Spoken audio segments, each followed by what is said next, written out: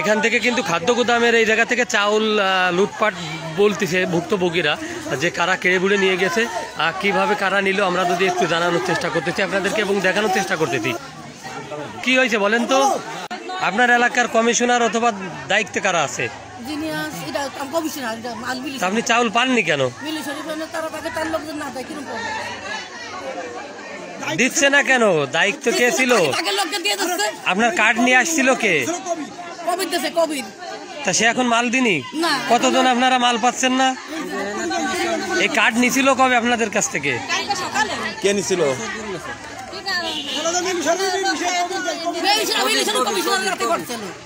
তা এখন দিচ্ছে না কেন? কাহিনী কি? বাবা এই জায়গা কি এই যে টপিক করছে কিনা এখন দেবে না কেন?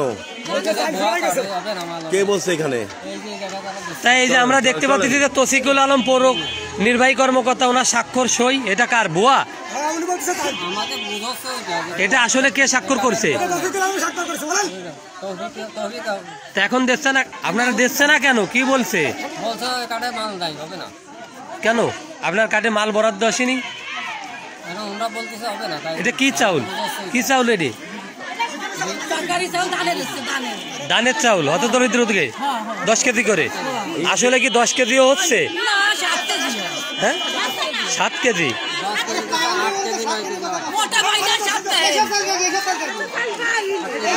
আপনারা পাননি কেন? কে দিচ্ছে না? করে দিন। যারা ভিডিও দেখছেন অবশ্যই কিন্তু ভিডিওটি শেয়ার করে দিবেন, আমরা আপনাদেরকে দেখানোর চেষ্টা করতেছি। আর একটু দেখার আসছেন আপনারা? ও দেখলো সালে মেম্বার কেন কেড়ে রাখবে কেন?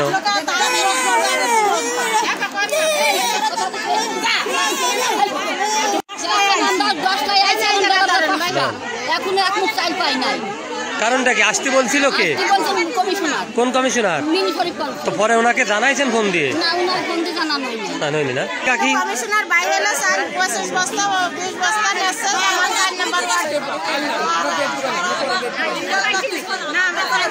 তাই এই যে হিন্দু যারা ফিরে যাচ্ছে তাদের কার্ড জমা নিয়েছেন, এদের কে এরা তা বলতেছে?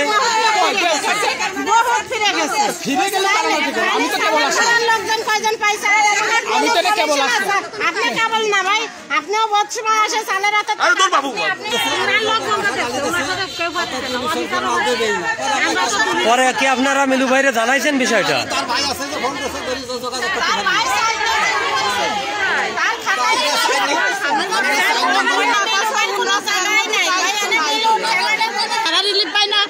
কি হয়েছে বিষয়? তারা ঘর বাড়ি জায়গায় বাড়ি গরু আছে 2-3 লাখ টাকা 12 লাখ টাকা তারা দিলে পায়। তারা নিয়ে দিন বেলা কাজ করে। হ্যাঁ কোনকে মাথা করে সিলেক্ট নিয়ে গেছে? হ্যাঁ বড় বড় কাজ নিয়ে গেছে মাথা পার গেছে রেসিডেন্ট সিলেক্ট দিয়ে কাজ করে। সমস্যা তো রেসিডেন্ট আচ্ছা কি বিষয় হয়েছে ভাই বলেন তো? এখানে আমি আসার পরে আমি দেখলাম এখানে মালটা মোটামুটি সিস্টেম মোতাবেক দিচ্ছিল। তারপরে কিছু কিছু লোক অনিয়মের জন্য এরা মাল সঠিক মতো দিতে পারতেছে না। যেমন অনিয়মটা কি একটু বলেন? অনিয়ম আসলে বলেন না, কথা বলেন না।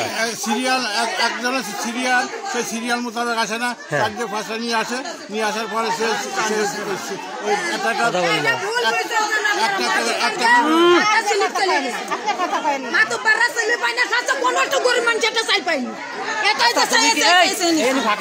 আমি ভাকা ডায়লগ শুনতে আসিনি। আগে এনার কথা বলছি। সরদি ভাই তুমি একজন একটু কথা বলতে দাও ভাই। এরপরে কি হলো দাদা? তারপরে 5টা স্লিপ নিয়ে আসে, ওই স্লিপ ওই খুঁজে খুঁজে বাইর করতে সময় লাগে। এই সময় লাগা নিয়ে আরেকজনে বলতে যে এইভাবে দিলে পরে সমস্যা হবে।